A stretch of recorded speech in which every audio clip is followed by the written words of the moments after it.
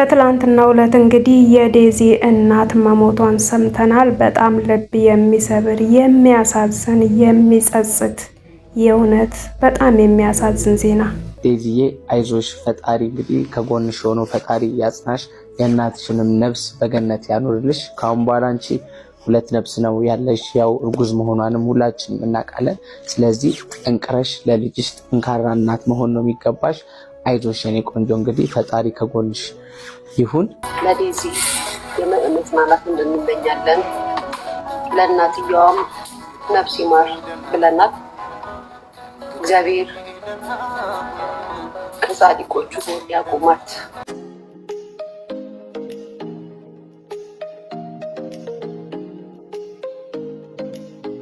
የሁሉንም ልብ የሰበረ ዜና ነው እንግዲህ ይሄ የሀዘን ዜና። ሰው ይሞታል ይታወቃል። መች እንደምንጠራ መች እንደምንሄድ ሁላችንም አናቅም።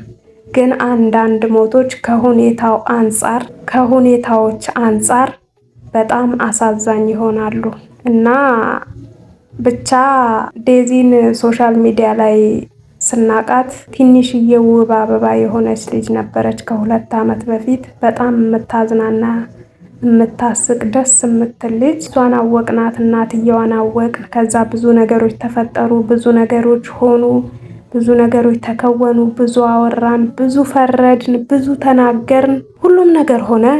አሁን የሆነውም ሆነ። ሁሉም አለፈ። ሁሉም መመለስ አይችልም። ያወራነውንም መመለስ አንችልም። የፈረድነውም መመለስ አንችልም። አሁን የምናወራ ሰዎች ምንም አንፈይድም። አሁን እንደዚህ ብለን ነበረ፣ እንደዚህ አውርተን ነበረ፣ ጥፋተኛ ነች ብንልም ምንም የምንቀይረው ነገር የለም። ሌላ ጸጸት፣ ሌላ ሀዘን ነው የምንፈጥረው። ልጅቷ አሁን እርጉዝ ናት። ከባድ ጊዜ ላይ ነው ያለችው እና ከሆነው ሁሉ ነገር የቀረችው እሷና በሆዷ ያለው ልጅ ነው። ምንም አልንም አላልንም ማዘኗና መሰበሯ አይቀርም። ሌላ ስብራት ግን አንጨምርባት። ሌላ ነገር አናውራ። በቃ አሁን ዝም እንበል። ከዚህ ነገር ግን የተማርኩት ነገር ምን እንደሆነ ልንገራችሁ። የመጀመሪያው ነገር ማሳደር የለብንም። በተለይ ከቤተሰብ ከእናት ከአባት ከወንድም እህት ላይ ነገራችንን ማቆየት የለብንም። ቶሎ መፍታት አለብን።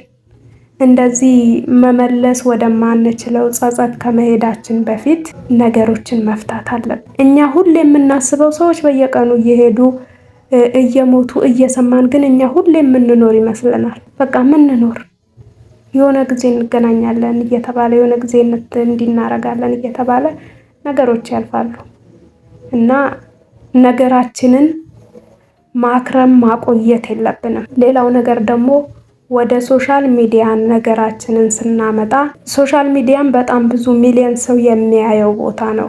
የሚያዩት ሚሊዮን ሰዎች ሚሊዮን አይነት አስተሳሰብ፣ ሚሊዮን አይነት የህይወት ልምድ፣ ሚሊዮን አይነት ምልከታ ያላቸው ሰዎች በጉዳያችን ላይ ሀሳባቸውን እንደ አስተሳሰባቸው ልክ ይሰጡናል።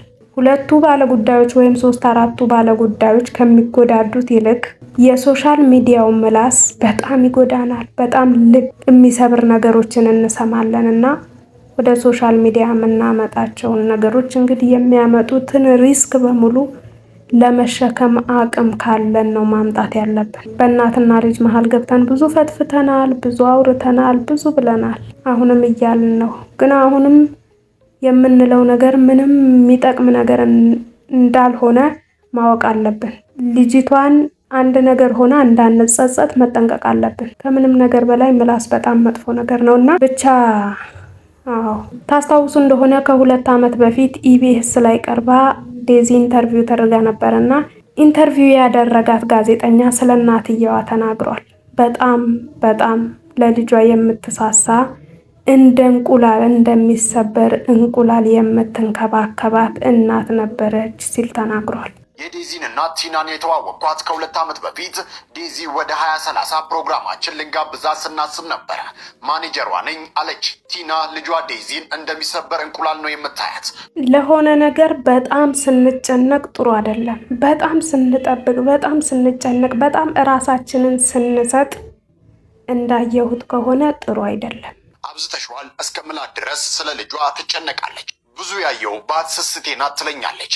ማህበራዊ ሚዲያው እንዳይበላብኝ ነው የምታገለውም ትላለች። ጋዜጠኛ ጌታሁን አሰፋ ስለ እናቷ በርካታ ጉዳዮችን ካነሳ በኋላ በመጨረሻም ቲና ከ2 ወር በፊት ነበር ወደ ኢትዮጵያ የመጣችው። ያመጣውልህ ነገር አለ ላገኘ ስትለኝ እኔ ደግሞ ከሀገር ለመውጣት በረራ የማደርግበት ቀን በመቃረቡ በስራ ስለተጠመድኩ ቀጠሮ ከያዝን በኋላ በይቅርታ ሰረስኩ ይላል። ስትመለስ እንገናኛለን፣ ሬስቶራንት ለመክፈት እያሰብኩ ስለሆነ አብረን እንመርቀዋለን ብላ ከትህትናዋ ጋራ የድምፅ ምልክት ላከችልኝ። ይህን እየጠበቅኩኝ ዛሬ ማረፏን ሰማሁ። እጅግ በጣም አስደንጋጭና አሳዛኝ መርዶ ነው። ቲና በጣም ትሁት፣ ሰው አክባሪ፣ በልጆቿ የማትደራደር እውነተኛ እናት ነበረች። አሁንም በድጋሚ ሁሉን የሚያውቀው ፈጣሪ ነፍሷን በአጸደ ገነት ያኑረው። ለቤተሰቦቿ፣ ለወዳጅ ዘመዶቿ፣ ለልጇ መጽናናትን ያድላቸው። በህይወታችሁ ብዙ አትጨነቁ፣ እራሳችሁን አትስጡ፣ ነገሮችን በልኩ አድርጉ። ኢትዮጵያም ሆኑ አሜሪካም ሆኑ የትም ሆኑ በቃ ያላችሁን ጊዜ ኑሩት። ደስተኛ ለመሆን ሞክሩ። ነገሮች አይሞሉም። በቃ በተቻለን አቅም አንዳንዴ ባለንበት ቦታ ራሱ እናማረራለን እኮ። ኢትዮጵያ መኖር ኑሮ አይደለም። የሆነ ቦታ ቢሄድ ህይወቴ ይቀየራል፣ ህይወቴ ያምራል። ግን ህይወት እንደምታዩት ነው። በቃ ይሄ ነው ህይወት። አሌክስ አደራ በሰማይ አደራ በምድር በዚህ ሰዓት በምትችለው አቅም ከጎኗ ለልጆቻችሁ ለሚስትህም ስትል ሶሻል ሚዲያ ላይ በተወሰነ መልኩ አርቃት። ለአሌክስ አድርሱልኝ።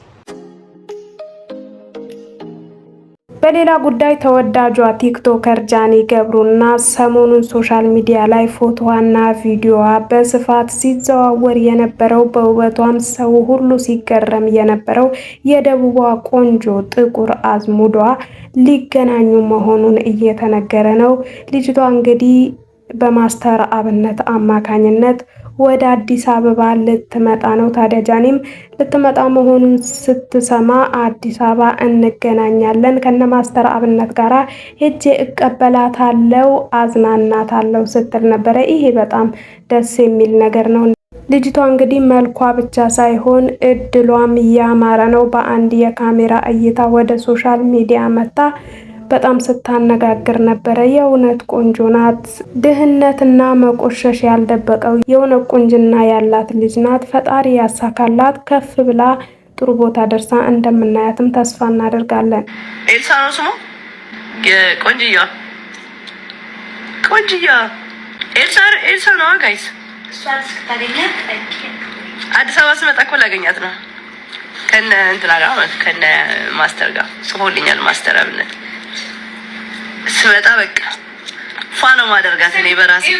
የተወደዳችሁና የተከበራችሁ ውድ የሀገሬ ልጆች አብራችሁኝ ስለቆያችሁ ልባዊ ምስጋና ይበያላችሁበት ይድረስ። ቪዲዮውን ከወደዳችሁት ሰብስክራይብ እያደረጋችሁ የቻናል ቤተሰብ ሆኑ። የእናንተ አንዲት ሰብስክሪፕሽን ከምታስቡት በላይ ለኔ በጣም ትልቅ ነገር ነውና ሰብስክራይብ እያደረጋችሁ እስኪ ወደ 1000 አስጠጉኝ።